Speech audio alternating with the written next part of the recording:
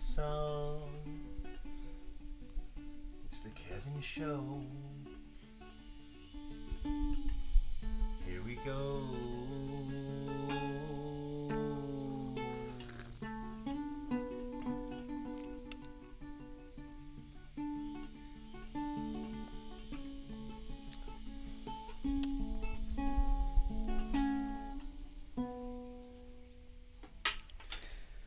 Welcome back to the podcast. Been a while. Formerly known as the Yon Yard podcast. We're rebranded. What are you calling it now? It's just... The channel is just Kevin Austin. Kevin Austin. That's who I am now. We're back in Longtown. Wow. For the third time. Yeah. And second time running the pod. Yes. We didn't do it last time, right? We've only got the one. We got the one from almost 3 years ago, like 2.5 years ago. Yeah. Yikes. And we're comfortable. We've got coconuts, dragon fruit, coffee, bamboo bong. I guess to start things off, why are we here, Jarrett? You Why asking are you me? here? Why am I here? Well, we just ran our first Thailand retreat. We had 12 people come from all over the world, and we basically did what we would have been doing anyway. Which is catching a massive wave of adventure, and, we just brought people into it. So I've been out here for I don't know, my 5th or 6th week out here. I feel like I'm in a portal, just been out in the jungle. I've had 2 hot showers in the last month and a half. You came, of course, you had to be there for the retreat. Catch the wave. Well, you had to come to the retreat. I mean, because the whole premise of the retreat was, hey, if you want to do what Kevin, Nan, and I, showed in the docuseries we made, that was kind of the idea. It was just bring people into that vibe. And of course, you can't replicate a vibe. It was different. It was even more magical. We're here at a different time of the year. We've never been here in the spring. And it was magical. We did some things we've never done, like that monk out in the mountains. That was one of the highlights of the retreat for me. Yeah, that was incredible. That had a whole different vibe than the city temples and the city monks, Karen guy from the local village, born and raised with the spiritual beliefs of the Karen tribe, which is based in folk magic and war with the spirits of the forest. And he decided to dedicate his life to Buddhism, living there at that temple alone. Beautiful place. I mean, yeah, it was awesome. So I'm just living here with Nan. And yeah, this is the Elephant Keeper's home. Yes. Been kindly gifted this as our kind of space. Yeah. It's been incredible.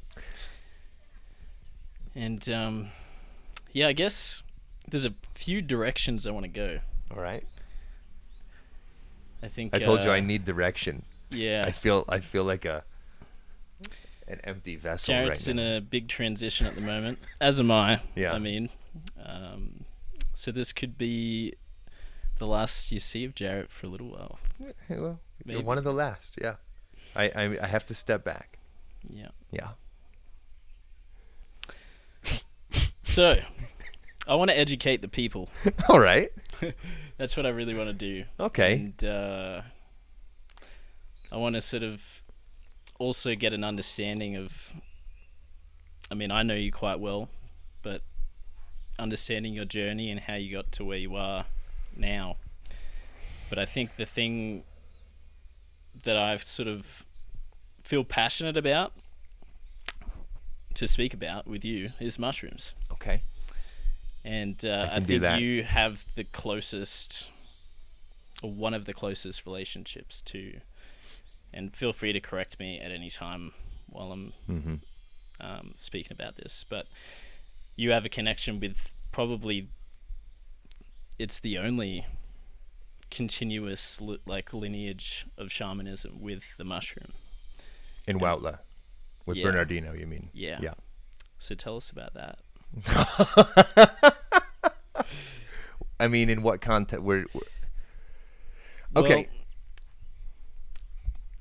As I said, there's a few different directions I want to go. Yeah. But I think it's really important to highlight like where we are on a timeline. Okay. Of humanity. Okay. And where the mushroom comes in. Okay. All right. And where we are right now. Okay. So what brought us out here is the Psilocybe cubensis growing in the elephant dung. So Psilocybe cubensis is the classic golden teacher. It's not the strongest, but it grows pretty much everywhere in the world, almost every continent other than the Arctic continents. It grows in the dung of cattle, rhino, ostrich, elephant. All the shit. Bro, lots of shit, The word for this is coprophilic. It means dung-loving. So these are dung-loving fungi. Now, at this point in human history, in 2026, it's very easy to look at the current landscape and be like, oh yeah, mushroom shamanism, it's always been a thing everywhere. And I'm just discovering it. But it's like, no, actually, like collectively, we just discovered it.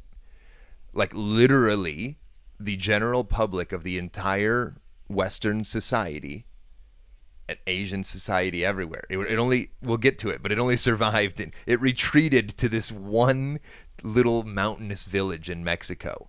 Now, previously, was mushroom shamanism practiced all over the world? Most likely, and there's a lot of evidence for it. But with the rise and fall of empires and, conquests and mass murders and genocides, a lot was lost.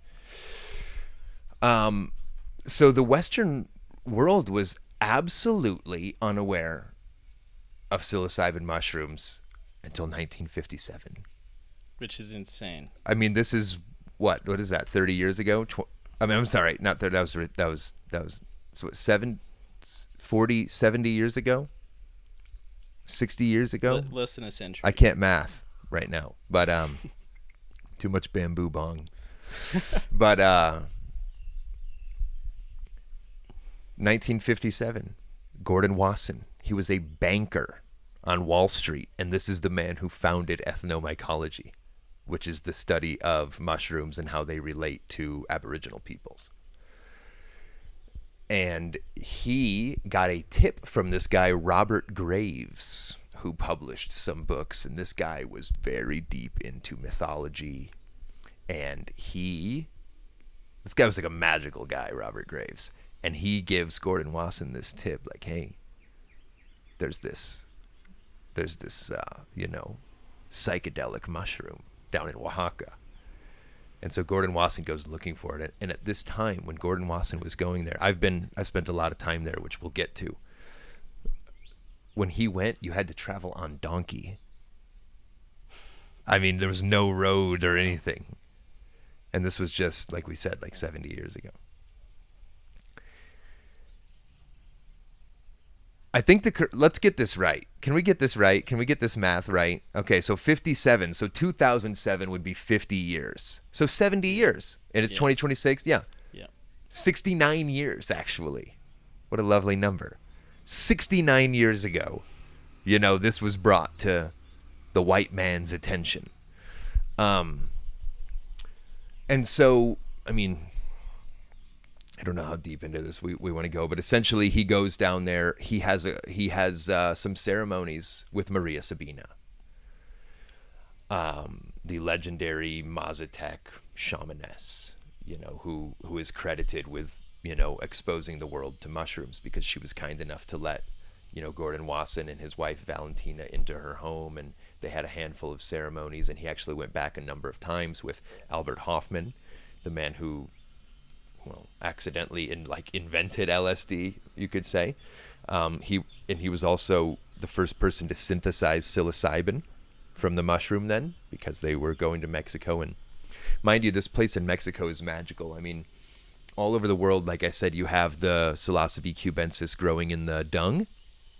But in this Sierra Mazateca region in Mexico, there's like 13 different psilocybin-containing species in this one area, Wow. and they're forest-growing mushrooms, so they don't require any dung, like Psilocybe mexicana and all these different species, and they are fucking crazy strong, like whole different level. Wow. And so, just for contrast, Uh-huh.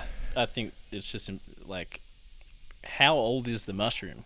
Because I think that's what's fascinating. So mushrooms in general, we know from the fossil record, have had their form 1.5 billion years longer than plants and animals. Yeah. So like in evolutionary biology, it's agreed that plants and animals evolved together, whereas the fungal kingdom was like a predecessor by a long shot. Yeah. And so for many, that's not the only reason. For many reasons, I view fungi as sort of like a biological god, if you will. Like they're the god of biology. It's like the intelligence, I think, running through most of what we now know. We're breathing in fungi nature. as we speak. Yeah. You know, fungi's everywhere, bro. Mushrooms, some fungi create mushrooms, but we're breathing in fungi as we speak. Fungal networks in the ground are creating and destroying ecosystems exactly how they want it. Even the straight-edged biologists, everybody agrees, the largest living organism on the planet is a fungal mass growing in the northwestern part of the United States. It's something like, I don't know, fucking miles and miles long, and it's considered a living being even by straight-edged, scientists. Yeah. Mushroom spores can survive the deep vacuums of space, extremely cold temperatures. They're just built differently. It's like plants and animals, we're built for the earth, but fungi is built for the cosmos. You could almost look at it that way. Which is why Terence McKenna always had the notion dude, if a truly intelligent and enlightened species of some sort of extraterrestrial nature wanted to contact human beings, it's perfectly reasonable that they would disguise themselves as a mushroom and communicate interdimensionally, telepathically. Makes sense. They're not going to show up with 2 arms and 2 legs. Like, how's it going, Mats? It's just because think about it. Just look at in our own, if we look at our grandparents versus now, everything is we're going to drop the body eventually. Yeah. Consciousness itself doesn't actually need the body. And so if you're actually a species that, is truly advanced, you're not operating in steel UFOs and in bodies and stuff. You're communicating telepathically, interdimensionally. Yeah. This is I don't know. I know we veered off a bit. You want to come back to the mushroom? That's fine. I want to paint a picture. Okay. All right. And I think we can come back to Mexico, and I think the thing I want to highlight is just how the relationship that now humans have had with the mushroom, because it's obviously something that has even a small history. And if you look at, I mentioned the timeline of where we are in humanity earlier, we're kind of at this tipping point where consciousness is rising at a pace that it hasn't in the past. Right. And I think we share a similar belief that the mushroom has had a large role to play in that for a lot of people. Yep. For sure. Yeah. Even though once you go down the Eastern spirituality train, it's easy to forget the good old mushroom and tell everybody you don't need it. This is a whole archetype that exists. Absolutely. And this definitely, this is one of the things I wanted to touch on, because what I see is some of the most brilliant minds, talented people on the planet that we know are all doing or have done mushrooms. And I think it's like almost a disservice to not, like, we're kind of moving into a time where we can talk about it now, but I think it really deserves the recognition that it has. Yeah, and I mean, this is shamanism has always honored whether it's the ayahuasqueros or whether it's the Mazatecs and Huautla, like shamanism, or any shamanistic culture, the Amanita cults in Siberia, like they've always understood that we need allies, that we cannot do it alone. And it's very interesting to see this entire, it's like half of the 2020 awakening crowd, which was like all of the planet pretty much, like half have turned their back on the medicine. I feel like a good half. And they comment on my stuff and say, "Oh man, don't you know if you just do this certain breathwork exercise, you can get to these places naturally," which I have so many issues with. We could take it up. First off, you can't, and you shouldn't expect to. If what happens to me on 10 grams of mushrooms happened to me in a meditation, I would be extremely terrified. You know what I mean? Like it would be too much. You don't want this, because but right now in society we're reducing the mushroom to a cure for anxiety and depression. Yeah. This is what it's been reduced to.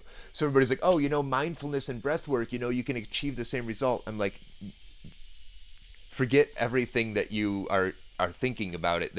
It's so much deeper than that.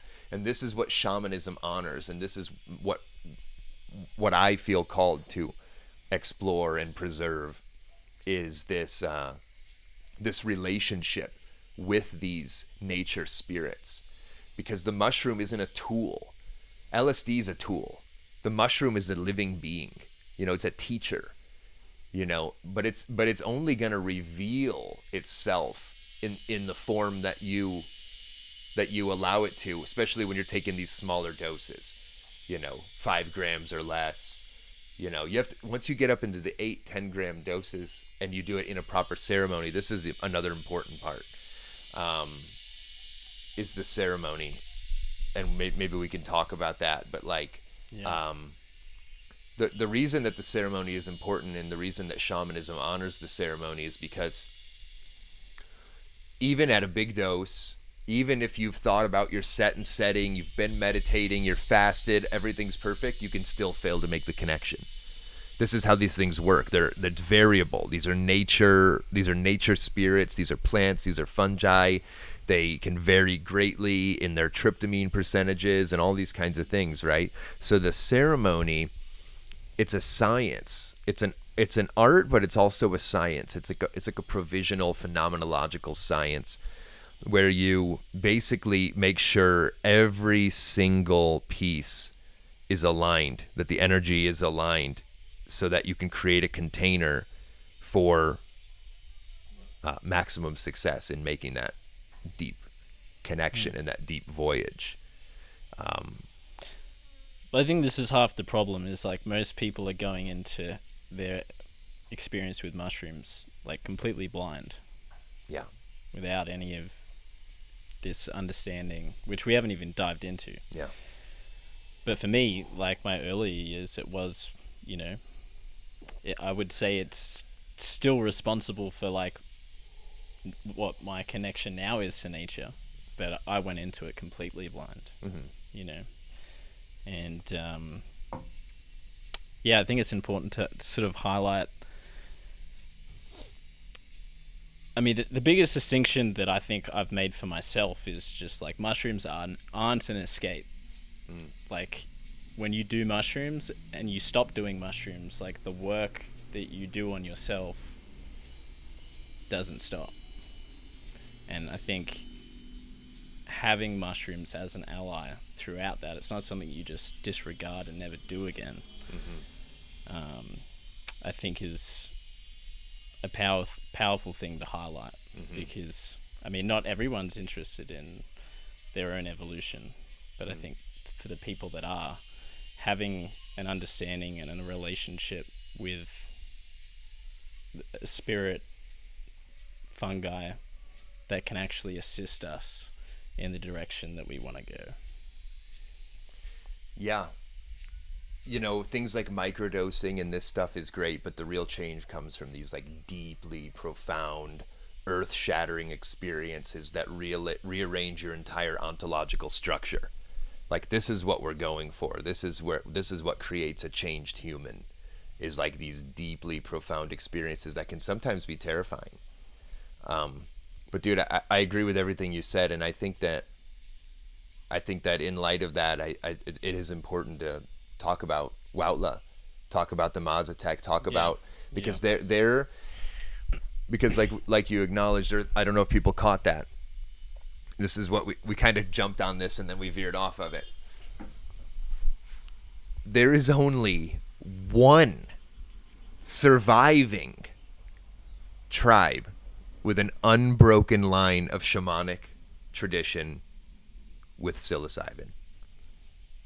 One. Which is insane. On the whole planet. And when we say unbroken, I mean 10 grandfathers ago did it, and the grandchildren are doing it now, and none of the fathers didn't do it. Like, this is what I mean by unbroken. Because there's a lot of things that are now being uncovered, but were they unbroken? You know what I mean? Because and we're really talking about the Spanish, Portuguese, and English conquest of the American continents, because this is where shamanism is most prevalent. I mean, nobody can explain why Asia and the Asian tropics and Australia and Europe are so poor in powerful psychedelic and entheogenic substances comparatively. Because you have a lot of and by the way, I also want to be clear, that doesn't mean that the Mazatec tribe is the only unbroken shamanic tradition. There's others. I'm just saying with psilocybin, because we're on the context of mushrooms. Yeah. So it's important to talk about. But in Peru, it was almost gone. The Wachuma. Yeah. So Wachuma is the cactus, commonly referred to as San Pedro. Yeah. Echinopsis pachanoi, I think, is the Latin name. And so you have that one in Peru. I've been grateful to work with an amazing Wachumera, which is a female Wachuma shaman, in Peru, and long before that, I was cooking it myself in California, and that's a medicine I have a really close relationship with. Also, the grandfather, el abuelo, which contains mescaline, and which it's cousins with peyote, hickory, which is native to southern United States, northern Mexico. You know, so just already we're talking like with peyote up north. Then you go down a little bit more, and you have his shamanic history with the morning glories, the LSA containing seeds from the Ipomea plant. Fucking crazy powerful. Lasts for like 2 days. Yeah, wow. Similar to LSD, but like way stronger. And then in that same region, you have the psilocybin. And then in that same region, you have Salvia divinorum. Okay, so here we're not even at the equator yet, bro. We're north moving down, and we have 4 shamanic, and when we say shamanic, I mean like seriously powerful psychedelics, not Amanita muscaria. We're talking like fucking serious psychedelics, peyote, psilocybin mushrooms, Salvia divinorum, these people would and morning glory. And then you go down more, and you have a lot with Brugmansia, which is the datura It's like datura. This is a nightshade. Scopolamine containing alkaloids. Very kind of takes you to like a lower bardo, like an underworld type vibe.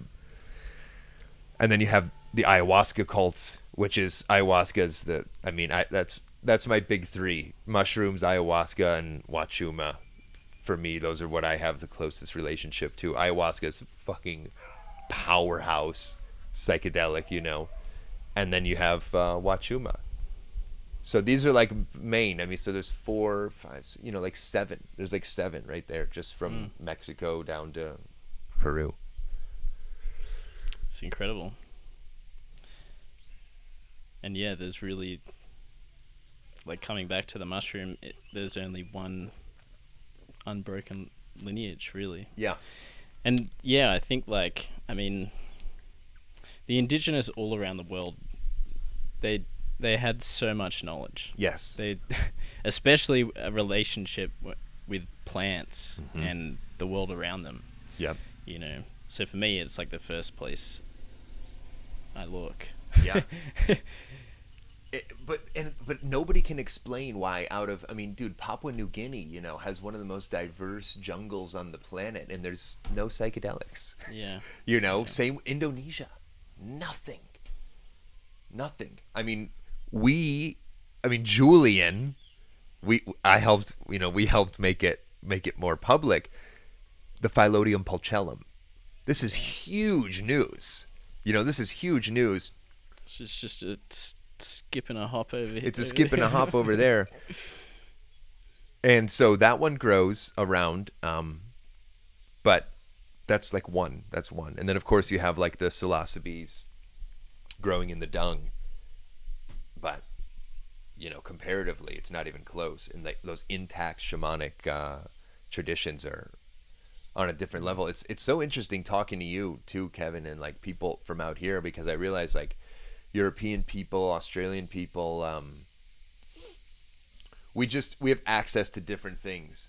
Asia is your guys' kind of place that you go, and for us it's Central and South America, which just happens to be super rich in magic, shamanism, and it's all like very much alive still, and being revived more and more as we speak. But so with the mushroom, it's these Mazatec people. In Mexico, to this day, there are 62 different tribes, all speaking their own language, different ethnic groups. 62, just in Mexico. There's like thousands of tribes on the American continents between North and South America. And one of them is the Mazatec. And they have a beautiful language. That's the chant I was doing in the ceremony, the go enna kotana, go enna kotana, go enna kotana. Kotenetsu, kotanatsu, kotenetsu, kotanatsu. Very powerful language. And these people are the keepers of this mushroom thing. Bernardino, my teacher, who is the grandson of Maria Sabina, he started eating mushrooms at 6 years old. It's wild. Just a part of their life. Yeah. And these are like real deep mountain people. Like I said, just in 1957, Gordon Wasson was traveling on donkey, to get there, and nobody was speaking Spanish even. All these people I'm talking about, like in their house growing up, there's no Spanish being spoken. That's the colonizer language. They're speaking Mazatec. They speak a little Spanish. They speak Spanish now because everything's more integrated. It's not as remote as it once was. Now they have phones and bank accounts and all of this. But Bernardino, lives on a little shack on the side of the mountain, man. And somehow life took me there, bro. And I've spent months in Huautla de Jimenez working with Bernardino, who I would consider the most legit and the greatest living mushroom shaman on the planet. His ceremonies are absolutely unlike anything. Even like Arturo, my plant medicine teacher, he's amazing. His teachers are amazing, but there's just this amongst, because like that tribe, like me and Arturo's tribe, like this is like a global shamanic community. You know what I mean? They integrate everything. Arturo's in the ceremonies, you know, serving ayahuasca in Mexico, incorporating plants that the Maya used, playing an African harp, you know, Hindu songs on an African harp. And you see, they're very global. And then somebody like Bernardino is completely different. I tried to let him hold my ayahuasca necklace. I was coming from Peru one time. He couldn't even touch it. Said he couldn't even touch it because he hasn't been initiated, doesn't have a relationship with it. For him, it's only the mushroom. Yeah. And like even amongst the fucking most legendary shamans, and by the way, every real shaman I've ever met would never call themselves a shaman. That's like a big Asia thing that people do, like in their bio, it's like shaman, or like Australian people, like no real like they get very shy if you call them that. Yeah. You know, and they'll tell you like, nah, bro, I just, you know, humble people. Yeah, I mean, dude, the real shamans, bro, like the fucking like Taita, the ayahuasca shamans, bro, the most badass people on the fucking planet, bro. All these fucking wankers from the UK. Oh, I've taken all the LSD. You know, bro, dude, these ayahuasqueros in Colombia, bro, like fucking, dude, these guys are like having sex with jaguars and stuff, like running through cartel infested jungles to collect ayahuasca vine. Bro, Taita, 70 fucking years old, bro, ripped, running through the jungle with an AK-47. There's human trafficking, child fucking shit going on, drug trafficking, and these guys are running into the jungle to get their ayahuasca, and they make that shit so thick it's black. You have to eat it with a spoon, and you just drink and drink. You fucking pass out, you roll in the mud, you get eaten alive by bugs, you shit, you puke, you piss, and you fucking do it again. Like, these guys are crazy, you know? And and they wear blue jeans, a t-shirt, and a fucking New York Yankees hat. They have no idea what it means. This is what he looks like. This is what these guys look like. Yeah. You would never know. But it's become very theatrical. You go to Tulum, and they're like, hey, it's an indigenous peyote shaman. He only wears loincloths and feather dresses.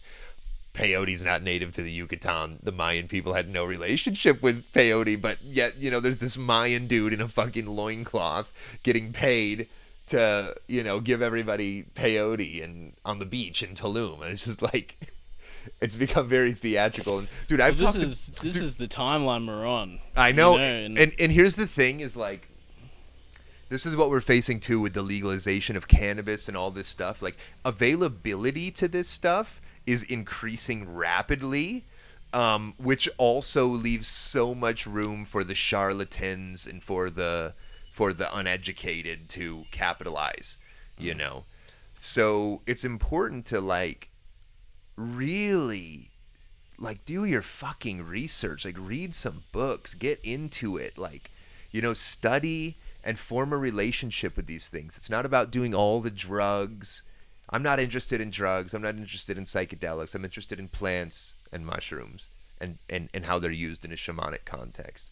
That's the only thing that really interests me. It's like, I think that's the path forward. I think Terence McKenna was right with the archaic revival. We have to reach back in our past and start pulling the values from the ancient past. Not 5,000, 10,000 years ago. We're talking 50,000, 100,000 years ago. The fucking open, ecstatic, orgiastic relationship with nature. You know? Yeah. Which is what we've completely lost. And this is what the psychedelics really do. They really reconnect you with nature. You know, they can take a city person Absolutely. And turn them into a complete fucking madman. And this is what we need. Amen. Okay, I'll let it breathe. Yeah, it's so important that we have, and I'm glad that you sort of touched on it the way that you did. I think the most important thing we need to be bringing to whatever we're doing is intention. And I think like so many people, and as you mentioned, how accessible these substances are nowadays. so many people aren't going into these experiences or even building relationships with any intention. I know. And so I guess a good segue could be like, what is the intention? What is the relationship that the Master Techs have with the mushroom? Like, what is it to them? Medicine. They call it the medicine. Yeah. Yeah. And what's your understanding of what that means to them? I think it's different than our understanding of medicine. Yeah. Because I think that they view medicine more holistically. You know, we think that like medicine is like some cure to an external problem, but this is like the ultimate medicine, the mushroom, because it actually, to them, cures your spirit and your body. Because this guy Satyaji, who you know I love, the guy in Rishikesh, he were you listening to a video today? I was, yeah. You know, he has this great thing he was talking about. He's like, we live in a culture where we're all trying to fix our branches. There you go, Matt. You could have just asked, Matt. We're all trying to fix our branches. Meanwhile, our trunk and roots are malnourished. And when actually, if you just go to the source and start shaking and meditating and doing kundalini activation and getting outside and cleaning up your diet, like getting your energy flowing, in other words, will fix all of your branch problems, because then the energy can flow into those things. And so this is kind of how the mushroom works. You know, people come into, you know, I just held the ceremony for, you know, her the other night.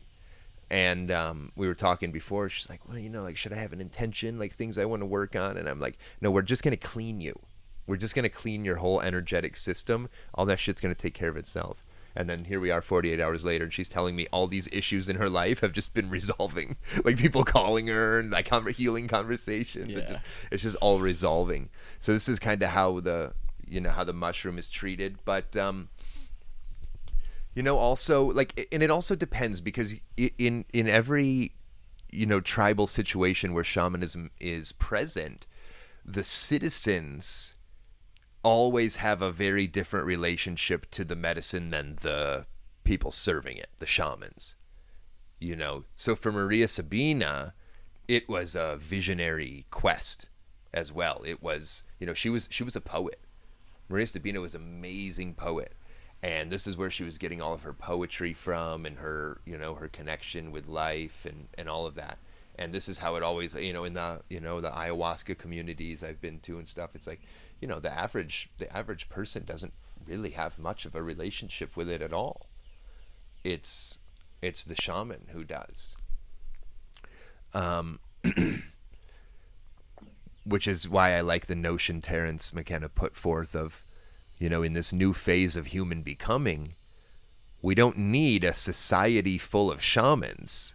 We need a shamanic society where every human is equipped with the tools and the gnosis and the awareness to take their sovereignty of their own connection with their own spirit and with life and with nature into their own hands in whatever way that they do.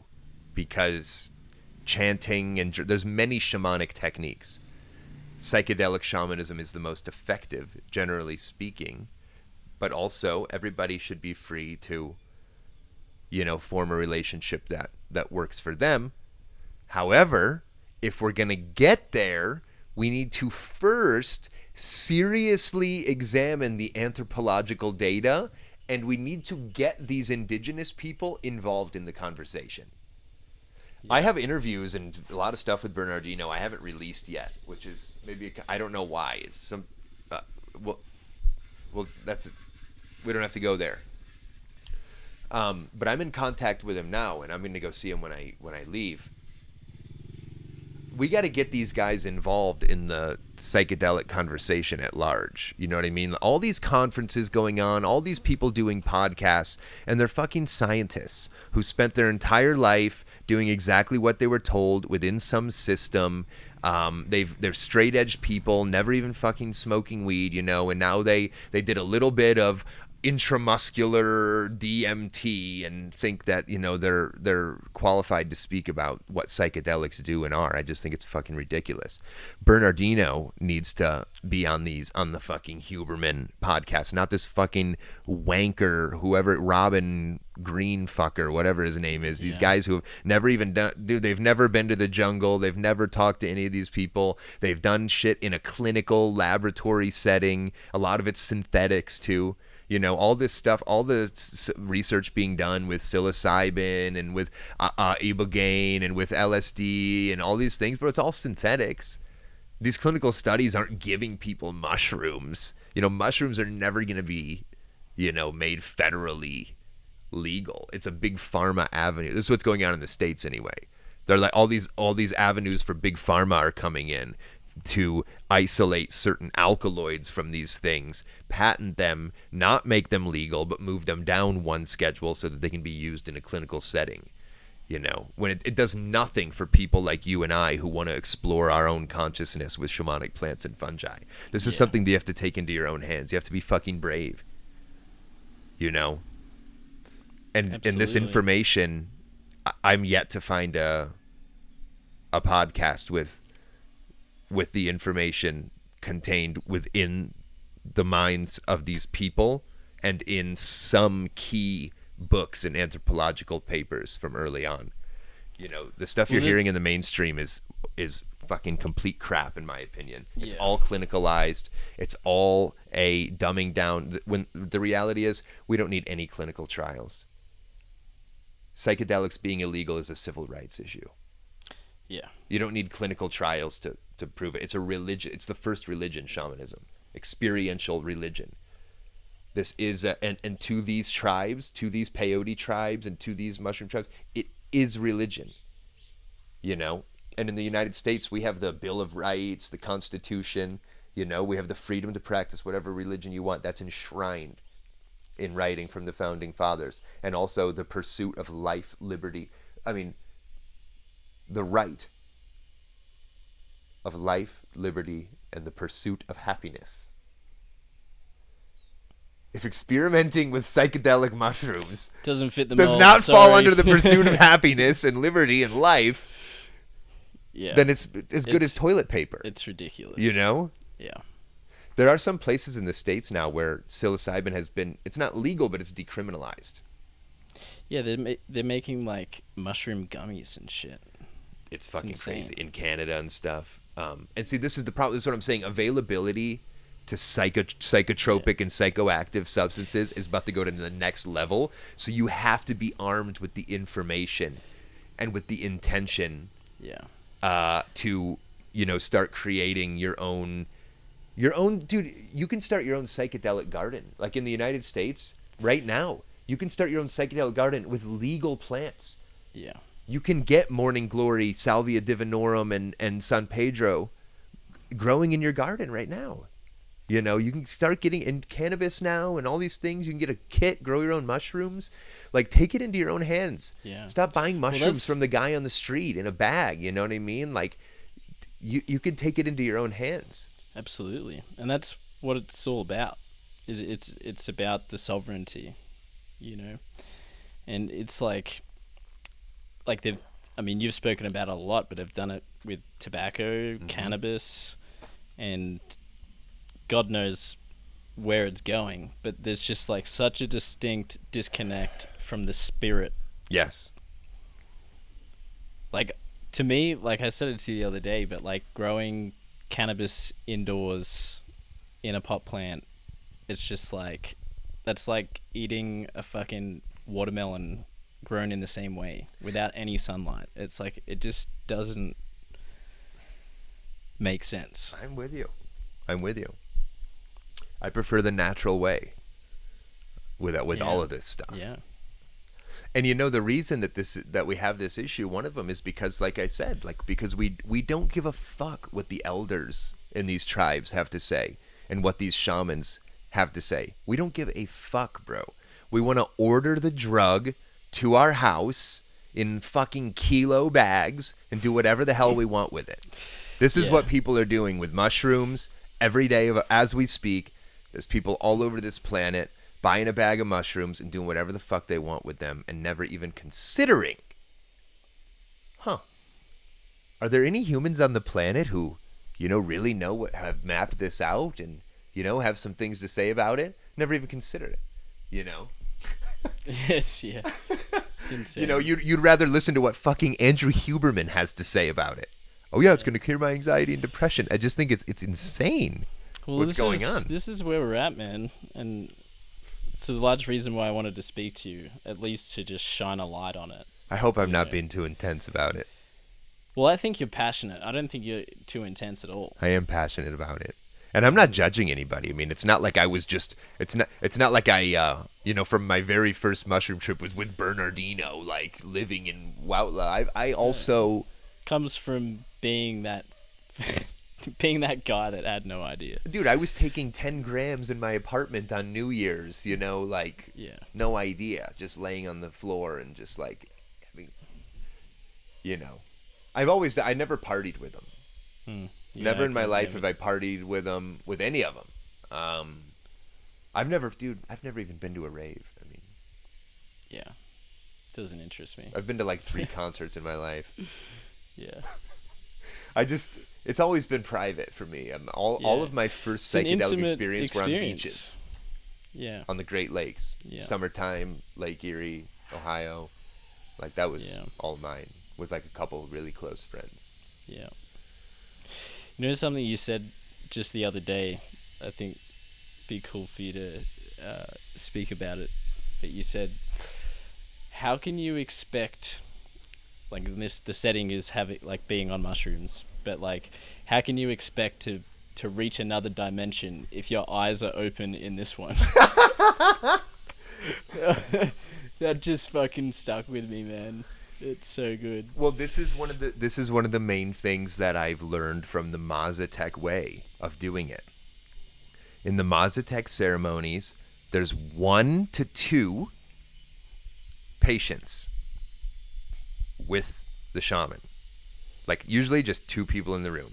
You and Bernardino. It is pitch dark. The ceremony starts around midnight. 11. 10:30 if you're lucky. He tells you to get there at 7. You sit in this tiny little beautiful temple. By temple I mean just a small shack, wooden shack with a tin roof, with the most beautiful altars you've ever seen.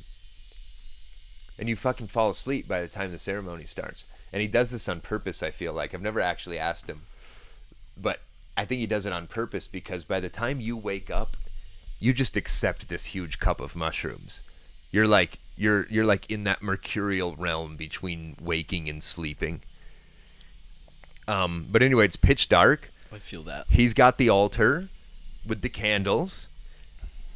You guys both have the medicine. He sits at the altar and meditates for the whole come up in complete silence. And then he snaps into a trance. And he does that for 3 to 4 hours. And he doesn't stop. And you lay there on the bed with your eyes closed or blindfolded. Because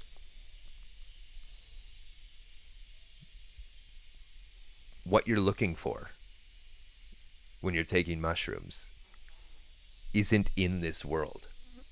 Yeah. It is behind your closed eyes.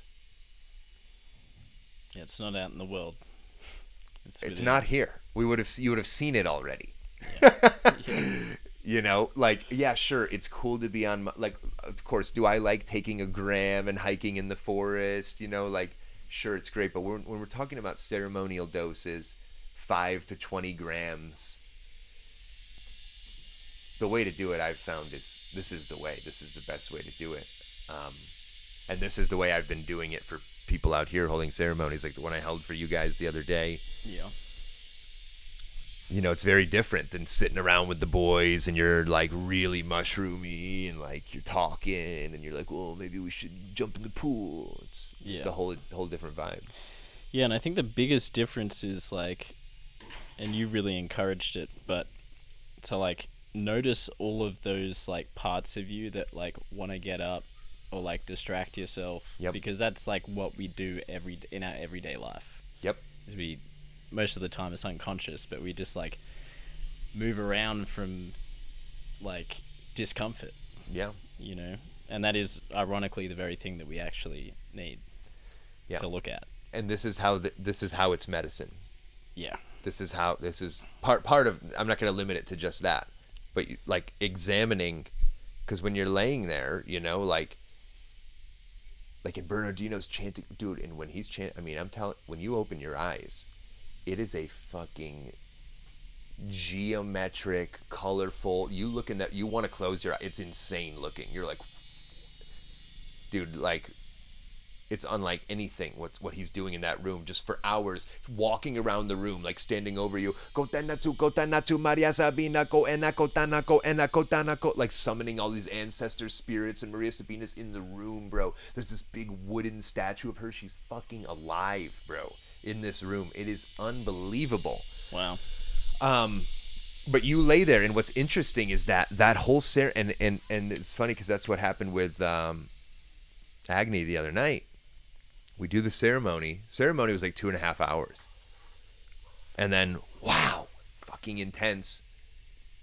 I close the ceremony. I come back up here, have the craziest night of my life, and she's in it for another 4 hours, crying and laughing the whole night and having this crazy healing thing. So this is kind of how the ceremony goes. It's like this crazy activation. And then the ceremony closes, and then you're left with that in the altar alone. Like, I left her just I said, just stay here, be with the altar, the candles, just in this sacred space, because the Goena Kotana and the San Pedro, San Pablo, San Pedro, you're like creating this seal, you know, this sacred space. And so you have this like really intense like ceremony, and then you're left with that, and then it can sometimes even get more intense after. Yeah. In a different way. Totally. And it's like you're so open, and I think that's like why it's so important to like have almost like a structure and an understanding. Oh yeah. It, because you are like very vulnerable. And I think where most people like I think the biggest misconception is like, I mean, most people are scared to have a bad trip. Yeah. But ironically, like for me, like the worst trips have been the most beneficial. They sucked at the time, but in hindsight, they taught me more than any of like the trips that are like really uplifting. Well, when you say bad, like, what do you mean by bad trip? Well, I guess I wouldn't consider it a bad trip. You mean like where challenging things have come up? Yeah. Yeah. I mean, I think there's a difference between that and like when you take LSD at the fucking bar and get freaked the fuck out. Yeah. Like that's different. Like that's like, yeah, that is a like you brought that upon yourself. That kind of thing. But if you do it how we're talking about, like with a small altar and some candles in a dark room, and you just lay there and be with, you don't need a shaman. Like the altar becomes kind of your guide then. Yeah. You just get some things on there on your altar, some candles. And if you do it in this context, I mean, nothing bad's going to happen to you. The only thing that could make you you could have an uncomfortable experience if the mushroom is revealing something to you. But this is why it's also important to have like practices and like get to know yourself daily, like have a really integrated and focused meditation practice, breathwork practice, like and like knowing how to breathe through these states. This is a big one. Like if you don't have a shaman or anything, even if you do, breathing and vocal tonality. So like toning and vocal stimulation is like the number one shamanic technique. Yeah. You know, shamanism isn't a belief system. There's no beliefs. There's no book. It's a set of techniques for achieving ecstatic and connected states. And sound is the number one technique, and you don't even need any instruments. Your own voice can be that. The reality of things is that most people's, I guess, like anchors or like comforts are like turning to their phone. you know? And so, like, everything you said is, like, spot on. But I think that's the reality of the situation, is, like, when people are uncomfortable, if they have no understanding of the mushroom and a relationship with a mushroom, when things get uncomfortable, they just turn to what they usually turn to. Yeah. No, you need to have the phone, like, at a friend's house, like, turned off, you know, or in another room. Yeah. And if you get uncomfortable, the first thing you need to do is sit up. Because when you lay down, medicine is stronger. So you want to lay down. Laying down is great. And then but if it's getting very intense, you can firstly sit up and sit with your spine straight in a meditation posture, and you can start doing deep belly breaths. And then on the way out, this is where it gets really good. If you can, or Om Sitaram, any of this, bro, you're going to be crying. You feel so much relief. Yeah. If you take deep belly breaths, hit the whole spectrum, and you start, bro, you're gonna be like, oh, you're gonna start fucking elevating, you know. But you can't get out of it with the mind. You have to move that energy. And the big problem, dude, what do most people do? They get in the fetal position and they turn on their side and they get under a blanket. They suffocate themselves and they breathe shallowly. It's the worst thing you can do. You have to sit up and you have to face it. The mushroom respects when you come to it with your wits about yourself. This is another important thing. You have to surrender and be open, but you also have to respect yourself and your own energy and be responsible for your own energy and how you manage it. The mushroom respects this. This is the techniques. Coming to the mushroom fucking prepared, you know? Yeah, you sit up, or singing. Yeah. Fucking Twinkle, Twinkle, Little Star. I mean, anything. Beautiful. Don't go smoke weed. Don't go take another Xanax. Like, no, this is only going to be a more traumatic experience for you in the long run if you try to end it. Ride it out. I think the more pure you can go into it, the better. 100%. And this is a big one. I get a lot of messages from young guys about this. Cannabis. You know, do you smoke cannabis on mushrooms? Absolutely not. I smoke cannabis every day. Why the fuck would I smoke cannabis when I'm trying to have a connection with the mushroom? It makes no sense. And every time I've done it, it only brings the experience down. Yeah. You're better to ride out that psilocybin and meditate with it. Like, that's to sum it all up, like, using the mushroom should be a meditation. Yeah.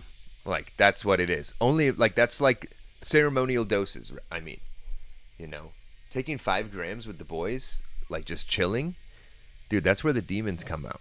You know, that's where, like, the energy gets weird, and that's where you can, like, really get freaked out. Like, even if me and you are best friends and it's nothing personal, you know, you're in such a sensitive place that, like, you could say one thing fucking sends me off the deep end in a spiral. Or, you know, you might see something in me, something I'm struggling with, some darkness in me that I'm purging or coming out of me, and that, you know, it's just like the last thing you want to be. It's like not yours, you know, but you're taking it on in a way. Yeah. Now in the ceremony, it's different because you have the fire, you have the candles, you have these light portals, you have the prayers. You're moving this energy around. You know, you're able to transcend this. But it gets really weird if you're doing high doses of stuff and there's a screen and you're drinking coffee. Like, dude, like doing it like this, like, just terrible idea. If we take a gram and a half and vibe out here, that's one thing. And even then, it's not my favorite thing to do. Yeah. If I do it, I prefer to do it. Mm-hmm. No, I'm glad we touched on that. Yeah, man. Is there anything that you feel like that you want to speak to that we haven't? About the mushroom? Yeah. Don't be afraid of the mushroom. Don't be afraid of the mushroom. The real demons are in this realm. It's not to say there aren't malicious spirits in other dimensions, but, you know, this is the argument that, oh, it opens you up to demons. And these are the same people who go to a church where a demon is preaching to them on the stage. You know, like, bro, the demons are among us. The demons are in the politics, in the technology, in the fucking phone. This is the lower bardos of reality. The phone. And the fucking human institutions getting wrapped up in this. Your algorithm is keeping you in this perpetual state of lower consciousness because you're scared. What are we all seeing right now? It's all fear. All fear. The robots, the data centers, the Jews, the this, the that, and they want it this way. Because, and if you look at it, the same content that 2 years ago would have gotten your account completely removed is now on your suggested, on your For You page, on your Reels. The same content. Because the Gaian consciousness, human consciousness, is elevating, and this is connected with nature and the cosmos. There's nothing. The mushroom is helping us understand it, but it's happening no matter what. Yeah. Okay. This can't be stopped. This can't be hijacked. But the human institutions that control what happens on the surface of this planet are hijacked by these demonic energies. You know, and so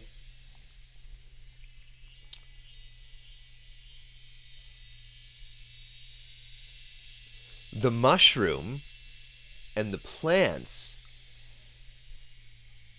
if you come with respect, humility, curiosity, and you do your research, and you really come with a pure heart, like we're talking about, they will usher you in to the planetary tribe of consciousness. They will help you unplug from this human matrix and reconnect with the Gaian matrix. The word, like, a matrix isn't a bad thing in and of itself. Yeah. When we say the matrix, we're talking the human matrix. The governments, the nationalities, the religions, the jobs, the corporations. But the Gaian matrix is waiting for you on the other side of that fear. And so don't be afraid of the mushroom and of the plants. Have respect. But don't be afraid. Yeah. Well said.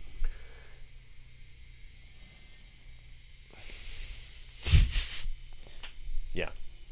I think fear is pretty much the driving force at the moment. Well, this is what I was going to say. These demonic energies. So, it's important to realize... Oh, this is such a deep...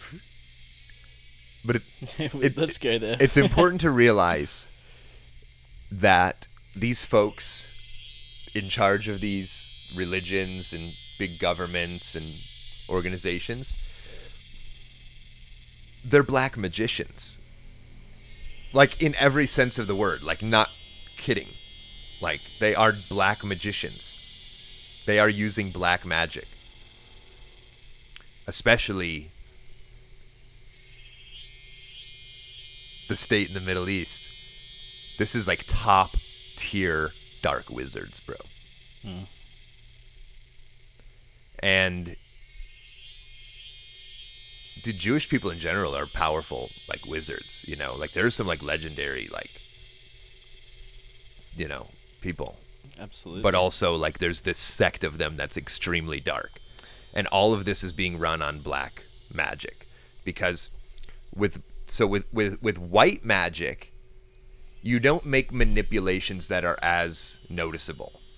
That's the thing with white magic. White magic is more aligning with nature's energy. You're not manipulating anything. You're calling in the spirit guides, the angels, because you want to align with the Tao. This is like white magic. Black magic is how you can actually, like, manipulate physical matter. It is manipulation. It is. And that we're all being manipulated in some exactly. sense of the so word. That's one of the main tactics. Yeah. And blood sacrifices. Blood has to be shed. This is why they do that with the kids This is the main reason they're eating and doing all this stuff with the kids, because in white magic, you actually, on your altar and on your offerings, you give fruit, honey, things that have life. You give them, you offer them. But in black magic, you have to take it. You have to take life. Lying, deception, media, illusion, blood sacrifices, symbolism. They have to put it out there too. It's all in the music. If you look at it, all the symbolism's there in the fucking NBA and all these pro sports and everything. They have to. This is part of black magic too. Is you actually can't hide it. You have to have it in the open, and it's always been in the open, and people have always seen it. But now, what they're realizing is their cover's blown. The cover's blown. Like, even like my grandparents are like, have turned their back, on these. Tao? Okay. Omelet with rice, yeah. Omelet with rice. Yeah, thanks, Nan. Thank you. Where were we? Where were we?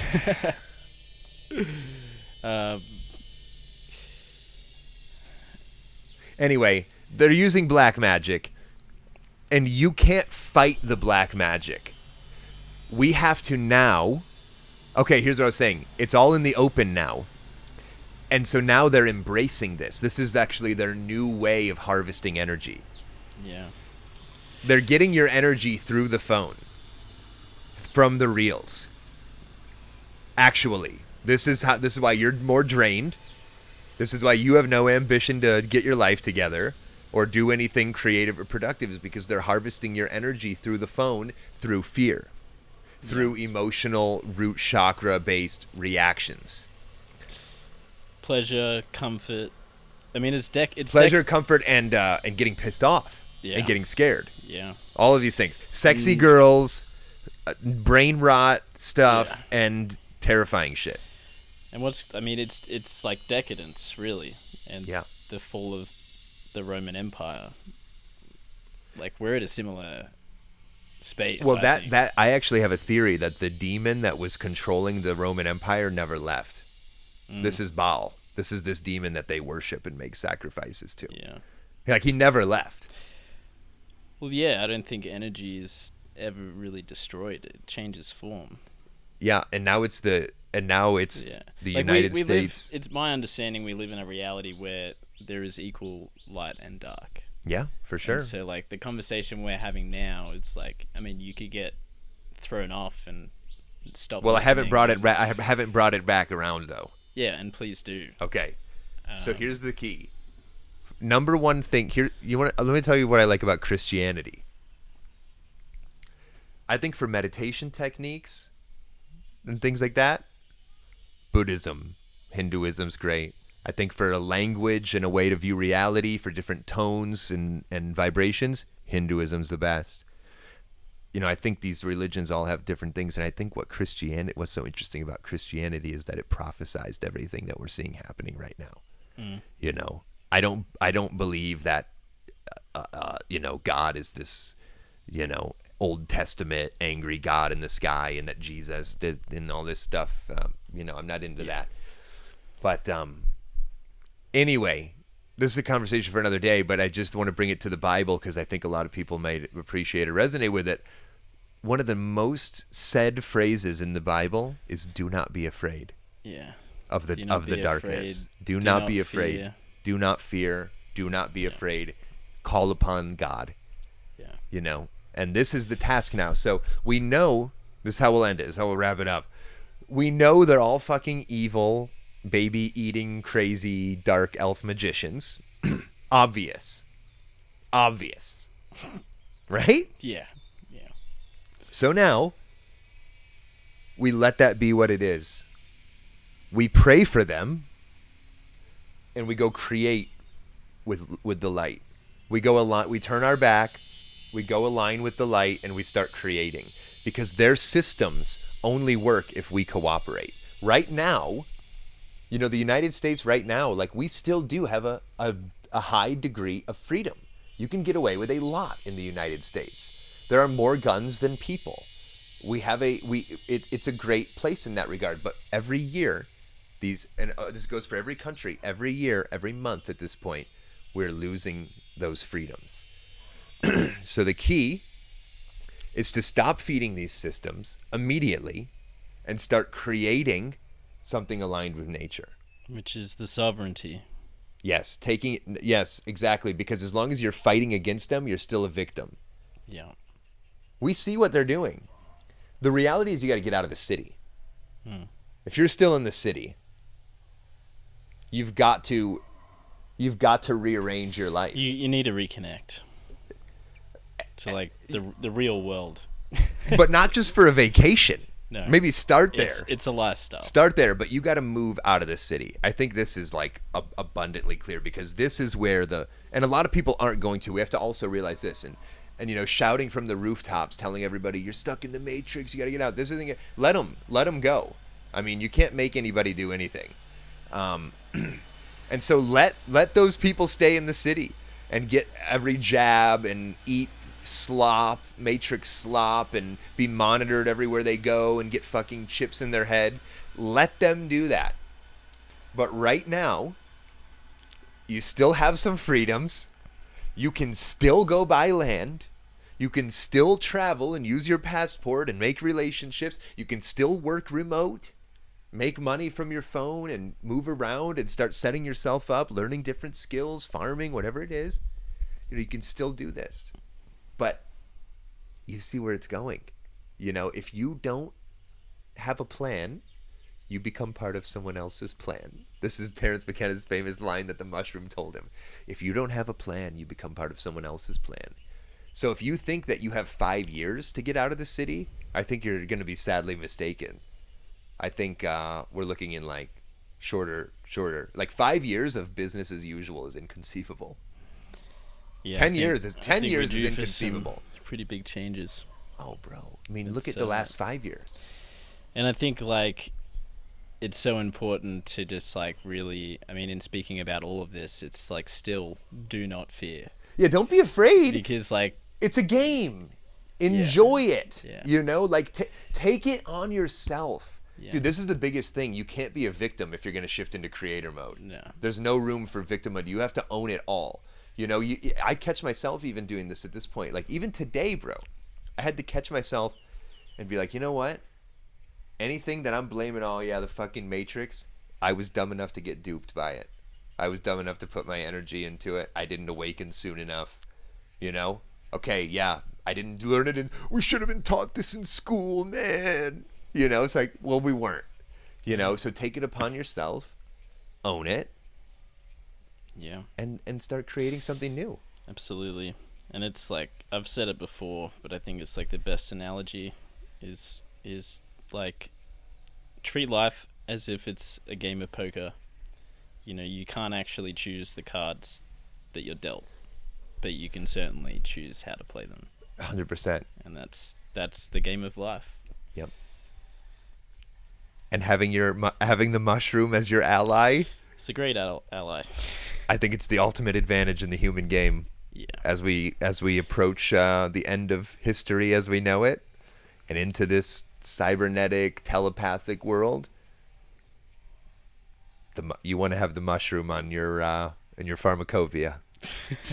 The tool belt. It's not a tool. Yeah, it's not. You want to have let's say you want to have the mushroom as your consultant, as your teacher. Yeah, I like that one. Yeah. Wow. Went deep. Fucking oath, Matt. I was sick. So Jarrett. Yep. What's next? Where are you at in your adventure? I'm taking a major step back from social media.